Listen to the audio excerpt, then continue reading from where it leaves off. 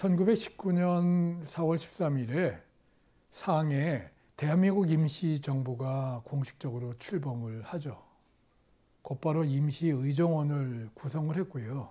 이 임시의정원에서 이틀 전, 그러니까 4월 11일 날 제정된 전체 10조로 구성된 임시헌장이 가결이 됩니다. 조안구가 동의를 했고 조소왕이 제청을 하죠. 이 임시헌장의 사전심사는 신익희, 이강수, 조소왕이 맡았습니다. 이 임시헌장은 1918년에 조소왕이 만든 무호 독립선언서의 일부를 기초로 했습니다.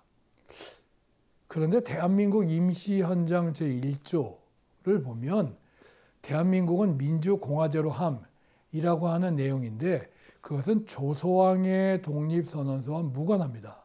1948년 대한민국 수립을 선언하는 자리에서 확정된 상해 임시정부의 헌장 제1조는 기독교로부터 비롯된 겁니다. 그 당시 상해 임시정부 임시헌장, 그리고 조소왕의 무호 독립선언서, 그리고 이승만의 대리인의 자격으로 그 한성정부를 만들었던 감리교회 이규감 목사가 만들었던 한성정부의 약법의 내용을 비교하면 다음과 같습니다.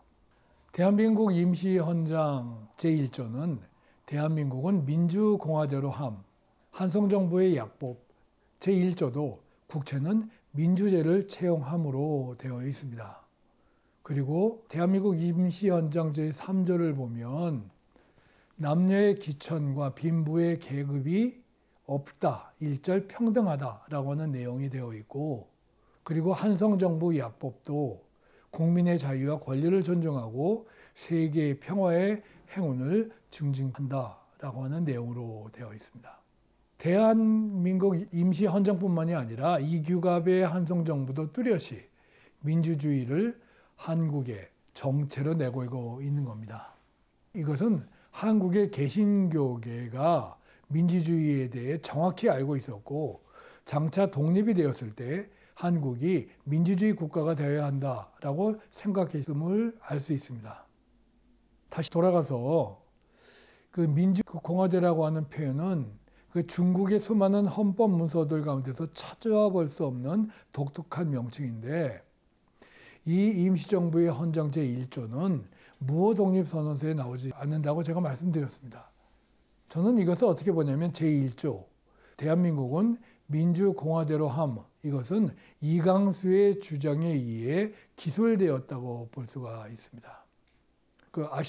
알려지다시피 춘원 이강수는 불교와 천도교, 이 기독교, 각 종교를 두루 편력한 바 있었습니다. 그런데 이강수가 1917년에 쓴 글을 보면 유교 도덕은 개인의식을 잊어버리게 합니다. 이 개인의식을 잊어버리게 하는 것이 사상의 발달을 저해하는 것이 많습니다. 그러나 예수교는 각 개인이 기도와 사색으로 하나님을 보고 하나님을 찾음으로 각 개인의 영생을 얻을 수 있다고 합니다.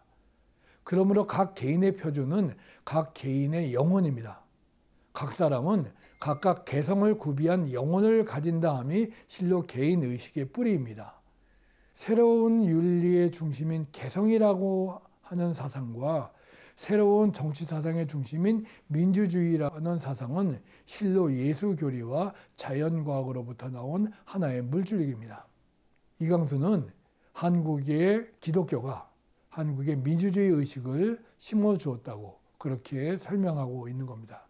상해 임시정부 시절에 도산 안창호가 미국 기자와 인터뷰를 하는데 미국 기독교가 한국의 민주주의 의식을 심어주었다고 그렇게 주장을 합니다. 이강수의 주장을 뒷받침하고 있는 거죠. 이렇게 얘기를 하죠. 한국은 4,000년의 오래된 나라입니다. 불행하게 서양 문명과 접촉함이 없었으나 지금의 한국 문명은 기독교와 민주주의를 기초로 한 문명입니다. 30년 동안 한국에게 이 같은 새로운 문명을 준 나라는 미국입니다. 귀 국민은 종교로 교육으로 우리 국민에게 지도의 은총을 주었고 독립운동 이래 공정한 언론으로 우리 국민의 친구가 되었습니다. 이에 감사함을 드립니다. 1887년에 조선이 미국의 초대 주미공사관을 개설을 합니다. 그리고 초대 주미공사로 박정양을 지목을 하죠. 그 박정양은 미국에서 있었던 일을 한국에 돌아와서 종환일기를 썼고요. 그것을 바탕으로 미석습이라고 하는 책을 남깁니다. 그 안에는 아주 미국에서 있었던 그 많은 내용들과 정보들이 담겨 있는데 대개 그 정보들은 서기관으로 같이 갔었던 월남 이상제가 수집한 겁니다. 그 월남 이상제가 아들에게 쓴 편지에 미국 사회를 가리켜서 어떻게 설명을 하고 있냐면 미국은 동률과 동치로 다스리는 나라, 그러니까 한 법 아래 누구나 공평하게 높낮이 없이 취급을 하고 있는 민주주의 국가라고 하는 겁니다. 그런 내용이 미석수비에 적혀 있는데 미석수비에는 미국을 가리켜서 미국은 합중신성의 권리가 민주에 있는 나라, 그러니까 모든 대중들이 갖고 있는 그 권리가 민주주의로 표출되는 나라라 하는 뜻입니다. 그리고 미국 민주주의 체제의 사상적 중심에 기독교가 있다고 그렇게 기록하고 있습니다. 기독교가 미국 사회의 중심축이라고 하는 것이죠. 이러한 생각은 한국에도 그대로 전해져서요. 개화파들이나 당시 그 대한제국 초기에 해외 유학생들 사이에서도 이러한 인식이 새겨져 있었습니다. 기독교가 민주주의의 기초라고 보았고요. 미국을 민주공화국의 개조국으로 그렇게 알고 있었습니다. 근대 지식사회가 미국 민주주의, 기독교를 하나의 범주라고 믿고 있었죠. 윤치호가 미국 에모리 대학에 유학을 했습니다. 그 사람은 그 에모리 대학 학장 캔들러에게 남감리교회 선교사들을 조선에 파송해주고 조선의 기독교 학교를 세워달라고 그렇게 요청을 합니다. 그리고 이것을 위해서 자기 수중에 있던 $200를 헌금하죠.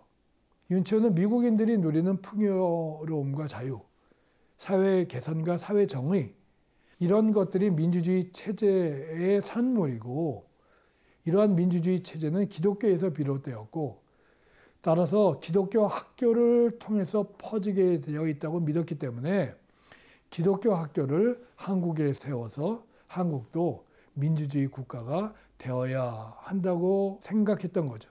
그런 기대를 했던 겁니다. 민주주의 국가가 되면 미국 사람들이 누리는 풍요로움과 자유를 한국도 누릴 수 있을 것이라고 믿었기 때문이죠. 해방이 되었을 때 대부분의 한국 사람들은 이 민주주의라고 하는 용어에 낯설어했습니다. 근데 강신명 목사의 기록을 보니까 이 민주주의라고 하는 단어는 그리고 민주주의 체제는 이미 한국교회에 익숙한 단어였고 내용이었다라고 하는 그런 기록이 있습니다. 본래 기독교회는 민주주의 방식으로 운영되는 조직입니다. 감독교회 전통 아래 있는 감리교회도 한국의 경우는 아래에서 위로 올라가는 그런 방식으로 운영되어 왔습니다. 임원회가 있었고요. 전체 교인들이 최고의 의결기관을 갖고 있어서 거기에서 모든 교회의 예산 결산 그리고 계획을 결정을 합니다. 장로교회도 장로제라고 하는 대의 제도를 통해서 교회 일을 운영을 합니다. 교리와 장정을 기본법으로 해서 감리교회가 운영이 됐고요.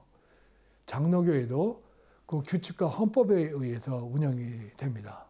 따라서 교회에 들어온 교인들은 자동적으로 민주주의 태도, 법을 준수해야 하고 누구나 교인이 되면 평등하게 참여할 수 있고 자유롭고 합리적으로 토론할 수 있고 민주주의적 합의에 대해서 배울 수가 있었습니다.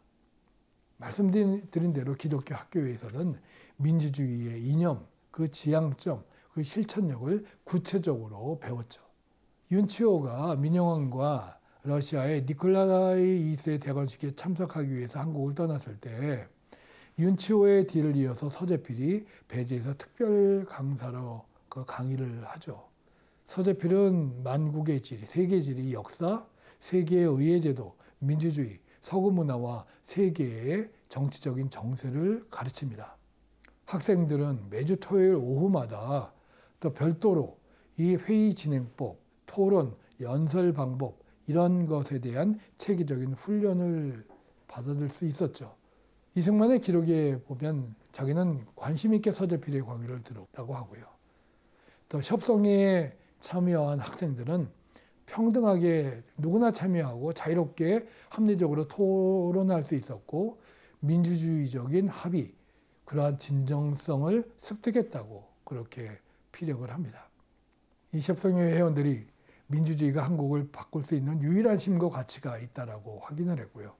조선도 미국과 같은 민주주의 국가를 만들겠다라고 하는 그런 의지를 표명합니다.